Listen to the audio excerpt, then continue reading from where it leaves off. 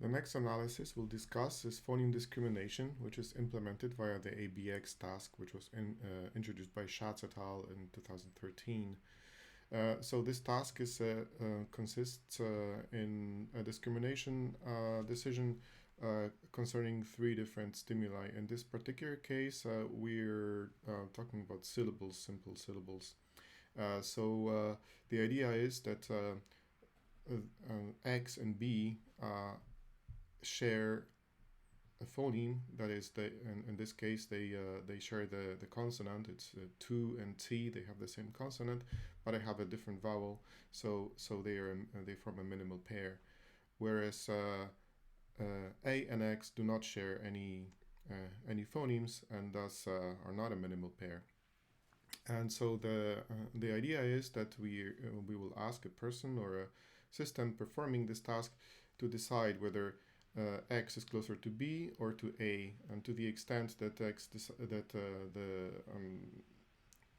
system decides that X and B are closer, it succeeds at this task. So in this plot, what I'm showing are the results for this task for our network. What we did, we simply created these stimuli triples.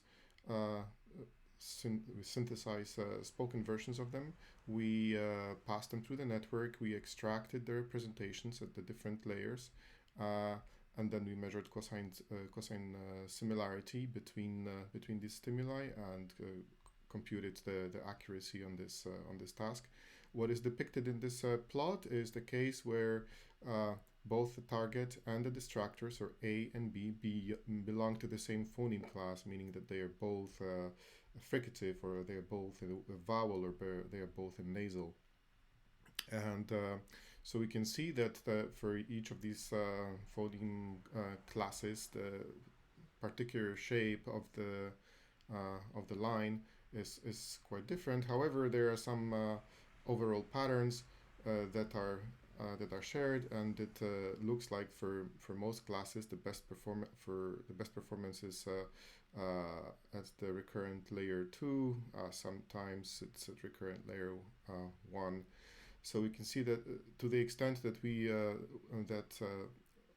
phoneme discrimination relates to encoding of the phonological form, we'll see that this is the strongest encoded in the early recurrent layers.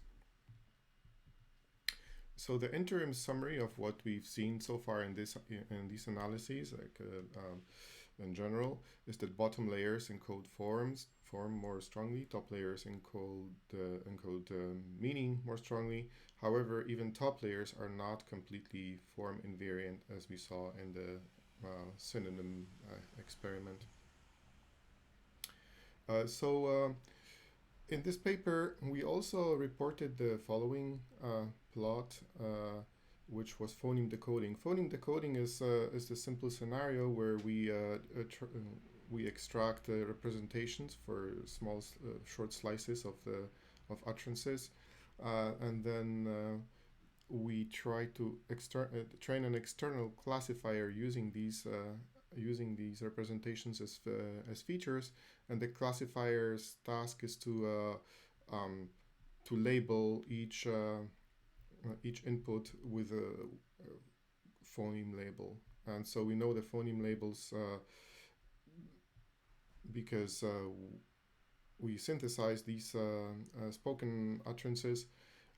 So we know for each slice of an utterance what phoneme it corresponds to, and so we're able to train a classifier to recover this information, and then we test how well it does it on unseen inputs, and we report here the error rates for the different layers, including also just the plain input, the MFCC features.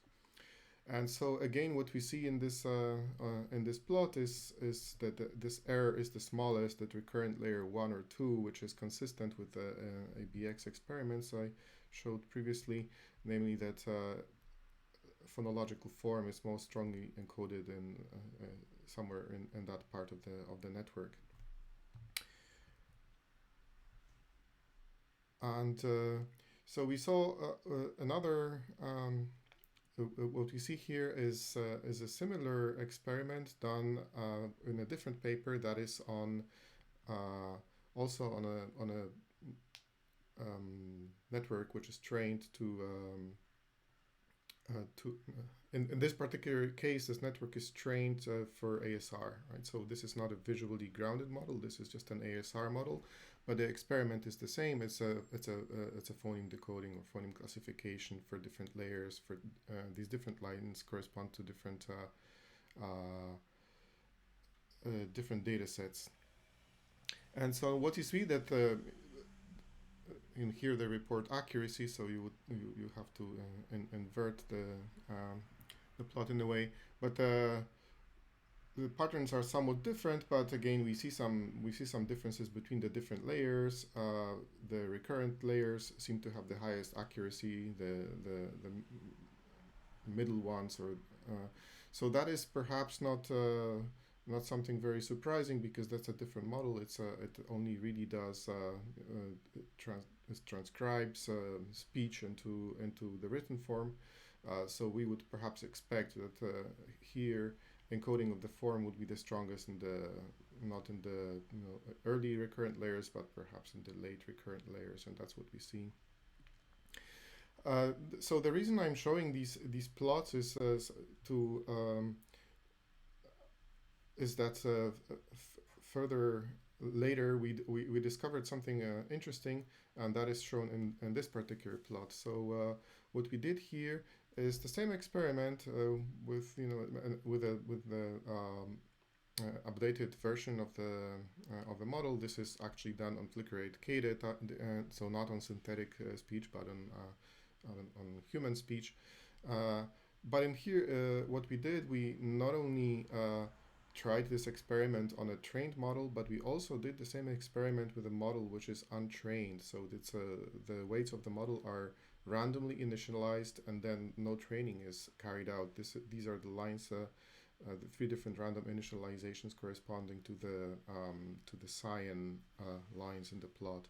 And you can see that the cyan lines in the plot are not so different from the red lines in the plot, which are for the fully trained model.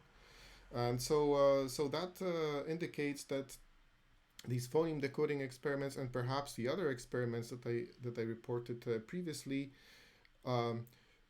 they show what is encoded, but they do not necessarily show that it's encoded, that this encoding, these representations are learned, or that they are due to training of the model. They are maybe, in some cases, they may be, these representations may simply arise because the information from the input is carried over and transformed via the architecture of the network itself, without actually any learning being involved in it. It's just a recombination of the information from the input that does much of the work. And so we decided to then investigate this and other issues related to analytical methods further, and I will talk about this next. Before that, this is the list of all the papers that I have mentioned so far. I will also put this list in the comments under the video.